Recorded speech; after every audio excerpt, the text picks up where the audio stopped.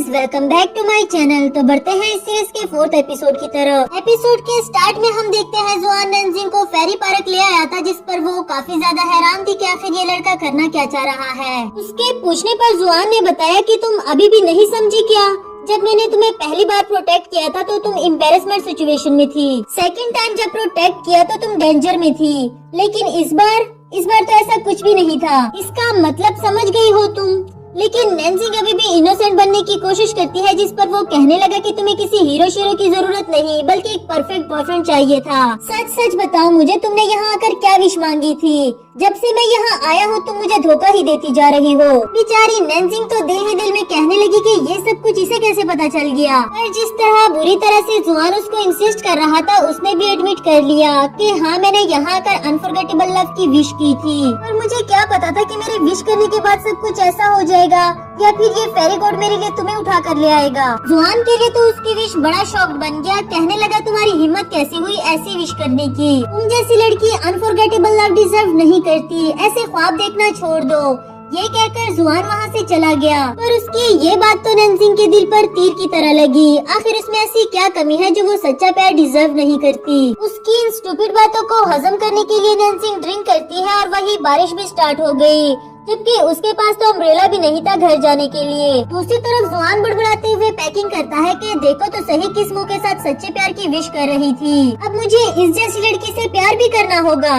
कभी भी नहीं, मुझे बस इससे छुटकारा चाहिए। तभी उसकी नजर नेंजिंग के रखे हुए नोट पर पड़ी, जिसमें उसने मॉडर्न लाइफ के रूल्स रेगुलेशन लिख दिए थे, जैसे कि किसी को हिट नहीं करना, जो चीज तुम्हारी नहीं उसे मत उठाना और ट्रैफिक रूल्स को फॉलो करना। साथ ही उससे अपना नंबर भी लिख कर दिया था कि अगर तुम्हें कोई इमरजेंसी हो तो मुझे कॉल करना। इधर नेंजिंग ने काफी ज्यादा ड्रिंक कर ली थी। कहने लगी अगर बारिश है तो क्या हुआ, मैं बहुत ज्यादा ब्रेव हूँ, इसमें भी घर चली जाऊंगी। जाने ही लगी थी कि वहाँ जुआन अम्ब्रेला उठाकर पहुँच आया, जिसे देखकर वो बोली मैंने इस बार ऐसा कुछ भी नहीं कहा कि मुझे तुम्हारी जरूरत है, फिर तुम यहाँ क्यों चले आए? हाँ, मैंने अनफॉरगेटेबल लव की विश की थी, तो मैंने क्या बुरा किया? और तुम कौन होते हो मुझे जज करने वाले? जुआन खामोशी से उसकी बकवास सुनता रहा और अम्ब्रेला उसके पास ले जाकर कहने लगा मैं तुम्हें अनफॉरगेटेबल लव देने के लिए तैयार हूँ। नेंजिंग बोली मैं ऐसा कुछ नहीं चाहती, तुम चाहे बुरे इंसान ना हो लेकिन अच्छे भी तो नहीं हो, और मैं अपनी मॉम को क्या बताऊंगी? दूसरी बात ये कि तुम्हारे पास इस एरा की आइडेंटिटी भी नहीं, तो हम फ्यूचर में अपने बच्चों को कैसे रजिस्टर करवाएंगे? इस पर जुआन कहने लगा मैंने कब कहा कि मैं तुम्हारे साथ बच्चे पैदा करने वाला हूँ, लेकिन मैं तुम्हारे लिए अनफॉरगेटेबल लव ढूंढकर तुम्हारी ये विश पूरी कर सकता हूँ। ऐसे मेरी भी तुमसे जान छूट जाएगी। नेंजिंग को भी अनफॉरगेटेबल लव तो चाहिए था, मगर जुआन की तरह डेवल तो नहीं, इसलिए उसको भी ये आइडिया अच्छा लगा। फिर भी जुआन उसे वार्न करने लगा कि जब तक तुम्हारे पास मुझे टेलीपोर्ट करने की पावर है तब तक खबरदार इसका मिस यूज किया तो तुम्हारे लिए तो पता नहीं कोई लड़का मिलेगा भी कि नहीं।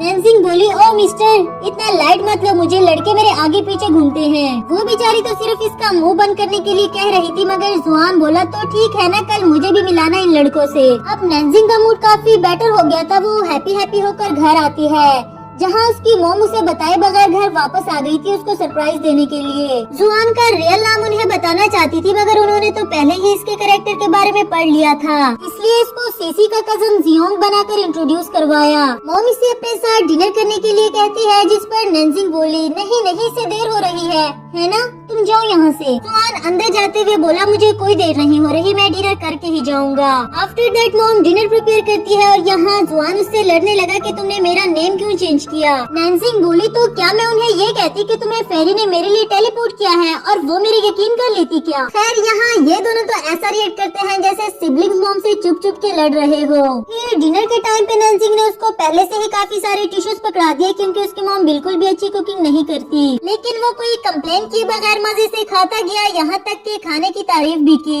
इसके बाद मॉम के पूछने पर जुआन ने बताया कि मैं 7 वाले अपार्टमेंट में रहता हूँ, जिस पर मॉम काफी ज्यादा हैरान हो गई। नेंजिंग फौरन से बोली ये अब्रॉड से आया है, इसके पास रहने के लिए जगह नहीं थी, इसलिए मैंने इसको अपना अपार्टमेंट रेंट पर दे दिया। फिर जब उन्होंने प्रोफेशन का पूछा, इस पर पहले तो जुआन को कुछ समझ नहीं आई, लेकिन बाद में कहने लगा कि मैं लोगों को उनका प्यार ढूंढ कर देता हूँ, यानी कि डेटिंग कंसल्टेंट। इससे पहले कि मॉम इससे कुछ और सवाल पूछती, नैन्जिंग ने उन्हें किचन में भेजकर इसको यहाँ से भगा दिया। जाते जाते जुआन बोला, कल मुझे उन लड़कों से मिलाना मत भूलना जो तुम्हारे आगे पीछे फिरते हैं। नेक्स्ट सीन में हमें दिखाया जाता है कि मॉम जुआन से काफी ज्यादा इम्प्रेस्ड हो गई थी, क्योंकि आज तक किसी ने भी उनका खाना इतना एंजॉय करके नहीं खाया जिस तरह वो खा रहा था। नैन्जिंग से भी जियोंग को एक चांस देने के लिए कह दिया कि वो इतना हैंडसम है, तुम्हें उसके बारे में सोचना चाहिए। नैन्जिंग बोली, भूल जाएं, ऐसा कुछ भी नहीं हो सकता, और जहाँ तक आपके खाने की बात है तो हो सकता है उसे टेस्ट की सेंस ही ना हो। नेक्स्ट सीन में हमें जुआन को दिखाया जाता है जिसकी नजर पड़ी नैन्जिंग के रखे हुए पिल्स पर एक नोट के साथ, क्योंकि इसने उसकी मॉम का खाना खाया था तो क्या पता रात में इसकी तबीयत खराब हो जाए। जितनी केयर और गाइडेंस नैन्जिंग इसको दे रही थी, शायद ही इससे पहले कभी किसी ने इसको दी हो, इसलिए वो उसका फेंका हुआ नोट भी उठाकर संभाल कर रख देता है। इसके बाद हमें मॉर्निंग का सीन दिखाया जाता है जहाँ जुआन अभी भी अपनी की हुई बात नहीं भूला। इस बार नैन्जिंग भी काफी केयरफुली उसके अपार्टमेंट में जाती है और ये देख कर के वो अभी तक नहीं जागा, काफी मजे मजे से ऑफिस जाने लगी। बट उसको सरप्राइज करने के लिए जुआन यहाँ पहले से ही तैयार खड़ा था, ये कहकर के मैं उन लड़कों को देखना चाहता हूँ जो तुम्हारे आगे पीछे फिरते हैं। इसके साथ ही हमें नेक्स्ट सीन दिखाया गया जहाँ नैन्जिंग इन सब लड़कों के लिए खाना लेकर आई थी। अब इन्होंने तो इसके आगे पीछे फिरना ही था। जुआन धीमी आवाज में बोला, तो ये बेवकूफ लड़की इस आगे पीछे फिरने की बात कर रही थी। वही सीसी इसके पास आकर बैठी जो इसे नैन्जिंग का बॉयफ्रेंड समझती थी। कहने लगी, इन लड़कों को नैन्जिंग के साथ देखकर जेलस मत होना, ये लोग सिर्फ दोस्त ही हैं और इनके दिलों में नैन्जिंग के लिए रोमांटिक फीलिंग्स नहीं आ सकती। जिस पर जुआन उससे वजह पूछने लगा। रिप्लाई में सीसी बोली, क्योंकि ना तो उसे लड़कियों की तरह नखरे करना पसंद है और ना ही उनकी तरह ड्रेसिंग। फिर भी वो बहुत ज्यादा खुशकिस्मत है कि उसे उसकी यूनिकनेस को समझने वाला परफेक्ट बॉयफ्रेंड मिला। यहाँ कम से कम जुआन को ये बात तो समझ में आ गई कि लड़के नैन्जिंग को पसंद क्यों नहीं करते। नैन्जिंग उसे जुआन के पास से बुलाते हुए कहने लगी, ये बहुत बड़ा डेविल है, इससे क्लोज होने की कोशिश मत करना और जब तक मैं ना कहूँ मेरी मॉम के सामने भी मत आना। इसके बाद वॉक करते हुए जुआन काफी परेशान लग रहा था, जिस पर नैन्जिंग उसको मोटिवेट करने लगी कि तुम जरूर वापस चले जाओगे, तुम्हें परेशान होने की जरूरत नहीं, तुम्हारे लिए पास्ट ही बेटर है। अब तो देखो ना कितनी ज्यादा पोल्यूशन हो गई। जुआन भी उसका ये नया नया अंदाज नोटिस करता है। दूसरी तरफ वो ऑफिस में भी आज सारा दिन काफी हैप्पी थी, शायद इसलिए कि उसकी जल्द ही जुआन से जान छूटने वाली है। वो ऑफिस में सबके लिए फ्लावर्स लेकर आई थी। कल तो जुकेन ऑफिस नहीं आया था, लेकिन आज फाइनली इसकी उससे भी मुलाकात हो गई। उसको पूछ देते हुए कहती है कि मैं आपकी न्यू असिस्टेंट हूँ। इस पर जुकेन जाता है फौरन से ये कैंग के पास, उसको बताता है कि मैं तुम्हारी इस नई लाई हुई असिस्टेंट को सिर्फ 1 हफ्ता देता हूँ, अगर ये अच्छे से काम नहीं कर सकी तो मैं इसको भी फायर कर दूंगा। जिस पे ये किंग बोली, पहले उसको 1 हफ्ता आराम से दे तो लो। शायद जुकेन ये नहीं चाहता कि ये किंग के अलावा कोई भी लड़की उसके काम करे। इसके बाद एक बार फिर से नैन्जिंग बॉस को देखकर खुद को समझाने लगी कि मुझे उनसे ब्रेवली बात करनी चाहिए। इसी चक्कर में वो इतना ज्यादा ब्रेव बन गई कि इस तरह तो पहले किसी ने भी बॉस से बात नहीं की। बाकी सब भी इसको देखकर हैरान हो गए। अब तो पक्का सबको लग रहा था कि ये जॉब से निकलने वाली है। बाद में नैन्जिंग को भी अपनी इस हरकत पर काफी ज्यादा एम्बेरसमेंट हुई और मिस जियाओ को भी इसके लिए काफी ज्यादा बुरा लगा। बेचारी सारा दिन परेशान होकर बैठी रही, ये सोच सोच कर कि आज इतनी बड़ी गलती उसने कैसे कर दी। काफी टाइम तक उसे ऐसे देखकर कोलीग्स भी उसके पास आकर उसको समझाने लगे कि कोई बात नहीं, कभी कभी ऐसा हो जाता है। और देखो जरा बॉस ने अभी तक तुम्हें फायर नहीं किया, इसका मतलब तो यही हुआ ना कि उनको बुरा नहीं लगा। उन लोगों के इतना मोटिवेट करने के बाद नैन्जिंग को कुछ न कुछ तो बेटर फील हुआ, लेकिन वापस आते हुए वो इतना सैड फील कर रही थी कि जुआन को नोटिस किए बगैर घर जाने लगी। इस पर जुआन उसको जबरदस्ती पकड़ते हुए अपने घर लाता है। उसको गौर गौर से देखने लगा कि उसमें क्या चेंजेस आनी चाहिए। उससे बताने लगा कि अगर तुम चाहती हो मैं यहाँ से चला जाऊँ तो मुझे अपनी पिक्चर सेंड कर देना। नैन्जिंग बोली, मैं तुम्हें रात को सेंड कर दूंगी। जुआन मजीद पूछने लगा कि आज तुम परेशान हो क्या। इस पर नैन्जिंग हाँ कहती है, जिस पर वो कहने लगा तुम्हारे साथ जो मर्जी हो, बस मुझे मत बुलाना।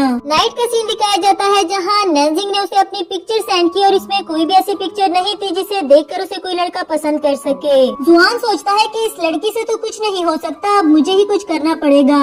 नेक्स्ट मॉर्निंग ऑफिस जाने से पहले नैन्जिंग एक बार फिर से जुआन के अपार्टमेंट में आती है उसको ब्रेकफास्ट देने के लिए। वही पड़ा उसका मोबाइल चेक करना चाहती है, ये सोचकर कि आखिर वो मेरी पिक्चर लेकर करना क्या चाह रहा था। लेकिन इससे पहले कि वो चेक कर पाती जुआन ने उसको रोक लिया।